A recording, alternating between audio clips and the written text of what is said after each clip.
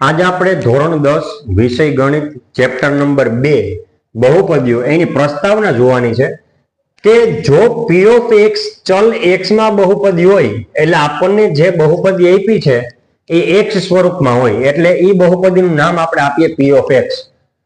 તો p of x માં x ના મહત્તમ ઘાતાંકને મહત્તમ એટલે મોટામાં મોટી ઘાત કે જે આંકડો સૌથી મોટો આંકડો હોય મહત્તમ ઘાતાંકને બહુપદી p of x ની ઘાત કહે છે. સૌથી મોટો આંકડો જોવાનો.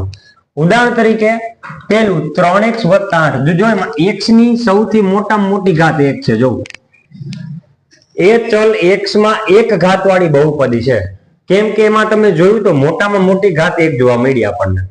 બીજું 8x² + 3x + 5 એ ચલ x માં જો x ચલ છે આમાં એ ચલ x માં બે ઘાત વાળી બહુપદી છે કેમ કે અહીં મોટામાં મોટી ઘાત કેટલી છે તો કે 2 છે ને. જો 8x² + 3x + 5 એમાં જો આની તો એક ઘાત છે તો આ જે છે ને મોટામાં મોટી ઘાત આપણે બે મહત્તમ ઘાતાંકની વાત કરીએ. મહત્તમ ઘાતાંક એટલે બે ઘાત વાળી બહુપદી અહીંયા x નહીં આવે. ત્રીજું 10y3 - 5y² + 3y + 4 એ ચલ y માં કેમ કે અત્યારે આપણે ઘાત છે ને y માં આપેલી છે. જો આ બહુપદી છે ને એ p of y સ્વરૂપમાં છે. અહીં જો p of x માં ચલ x p of y માં ચલ y તો આમાં 3 ઘાત 2 ઘાત અહીંયા 1 ઘાત + 4 આ તો અચળ પદ છે.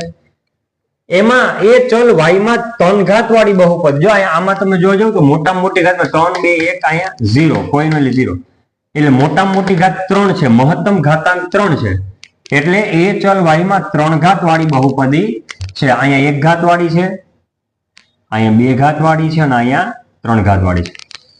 તો હવે એમાં 1 ઘાત વાળી બહુપદીનું શું નામ 2 ઘાત વાળી બહુપદીનું શું નામ અને 3 ઘાત વાળી બહુપદીનું શું નામ એ આપણે જોઈએ તો 1 ઘાત વાળી બહુપદીને સુરેખ બહુપદી કહે છે. શું નામ એનું સુરેખ બહુપદી કે જેમાં મહત્તમ ઘાતાંક એક હોય મોટામાં મોટી ઘાત એક હોય પછી x ચલ હોય y ચલ હોય કે ગમે તે ચલ હોય.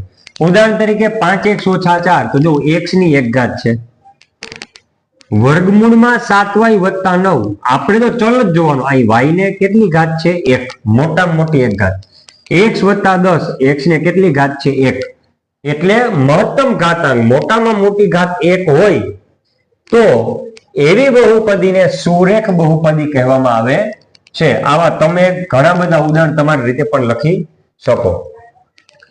હવે 2 ઘાત વાળી બહુપદીને દ્વિઘાત બહુપદી કહે છે. મોટામાં મોટી મહત્તમ ઘાતાંક કેટલી હોય 2 જો મહત્તમ ઘાતાંક 2 હોય તો એને દ્વિઘાત બહુપદી કહેવાય.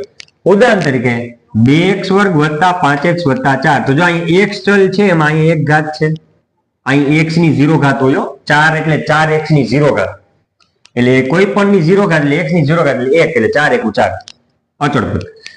2 ઘાત 1 ઘાત અચળ પદ એટલે 2 ઘાત છે એ મોટામાં મોટી એટલે દ્વિઘાત બહુપદી.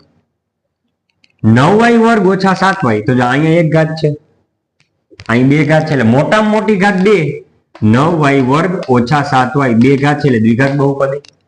હવે અહીં એ સ્વરૂપમાં છે 10a² + 7a - 3 તો અહીંયા પણ મોટામાં મોટી ઘાત કેટલી છે 2 એટલે દ્વિઘાત બહુપદી કહેવાશે. અહીંયા મોટામાં મોટી ઘાત 2 તો દ્વિઘાત બહુપદી મોટામાં મોટી ઘાત 2 મોટામાં મોટી ઘાત 2 વગેરે તમે તમારી રીતે પણ ઘણા ઉદાહરણોમાં લખી શકો. બરોબર. આ સુરેખ બહુપદી.